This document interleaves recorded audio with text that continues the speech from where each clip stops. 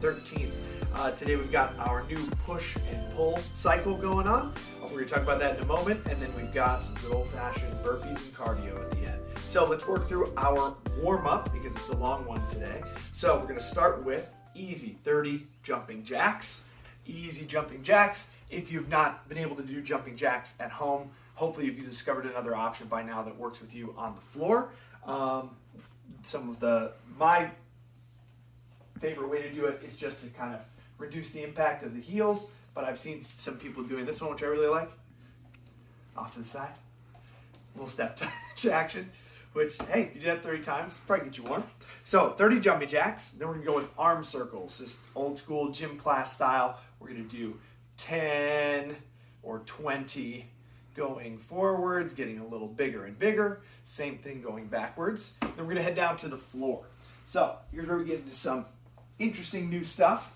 First of all, we're gonna start with some cat-cow. We're gonna do 10 of the cat-cow pose. If you've never done this before, all we're really looking to do is just reach the hips through to the floor and then extend up this way. So you're arching your back and then rounding your back. We're gonna do that 10 times, and then we're gonna start to work our way into some, what we call a scap slide, a scapular slide. So it's gonna be in the same position as the cat-cow, but basically what we're looking to do is just take your shoulder blades, and first we're gonna do maybe 5 or 10, where we're doing what's called protraction and retraction, which means I'm gonna try to spread my shoulder blades out as far as I can, and then I'm gonna pinch them together. Spread them out, pinch them together. We're gonna do that 5 or 10 times. Then we're gonna go up and down with your shoulder blades. So we're gonna do elevation and depression. So that means I'm gonna shrug up, and then I'm gonna try to put my shoulder blades in my back pockets. Shrug up, back pockets. We do that 5 or 10 times. And then we're gonna kind of make a circle or a rectangle, however you wanna envision it. But I'm gonna go up here. I'm gonna put my shoulder blades down. Then I'm going to reach up and here. So I'm making kind of a circle with my shoulder blades, and then we'll reverse the directions. And this is just to get all of those muscles of your shoulder blades and your upper back muscles kind of working together to get everything ready before we start pushing and pulling really hard on stuff, okay? After that, we'll do some side plank lifts. So you can either stack your feet this way or go up on your knees. But we're just looking to get your hips away from the floor. So we'll do up, up, up for reps instead of for holds. We'll do 10 on one side, then 10 on the other side. And then we're gonna finish with some banded pull-aparts, or I'll show you an option if you don't have a band. But all we're gonna do here is, again, we're working on trying to pinch the shoulder blades together. So I'm gonna hold my band here, shoulder blades down, and I'm gonna pinch and bring them back.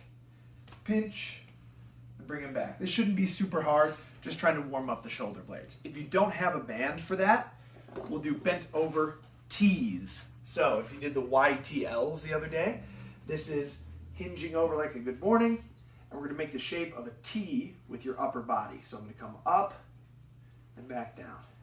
Up and hold, back down. For 10 reps. So when you're in that position, you'll be making the shape of a T, okay? So let's talk about the new pushing and pulling cycle. This is now going to be the same rep scheme, 5 sets, 1 to 10 reps, but now we're gonna add a pause. And the pause is a little tricky because we really wanna maintain tension. So for example, let's say I'm gonna mix it up this week and do a kneeling floor press going up, okay? So I'm gonna press vertically. Now, when I'm at the bottom, I want to do a 4-second pause on every rep, but I want to maintain tension. So what that means is, this is me at the bottom of the rep with no tension. It's not very hard. This is with tension. So lazy, tension. So I'm going to press. That's 1.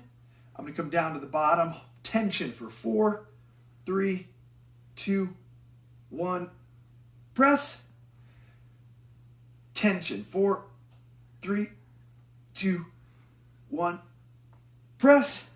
We're going to do that for 1 to 10 reps. So another version of that for pressing would be with the push-up. Again, lazy, no tension. I'm at the bottom of a push-up. This is not where we want you to pause for 4 seconds. Versus tension.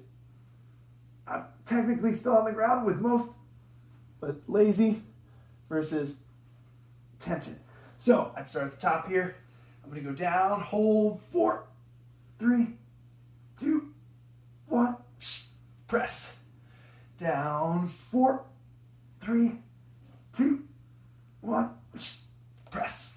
So that is the new cycle for pressing.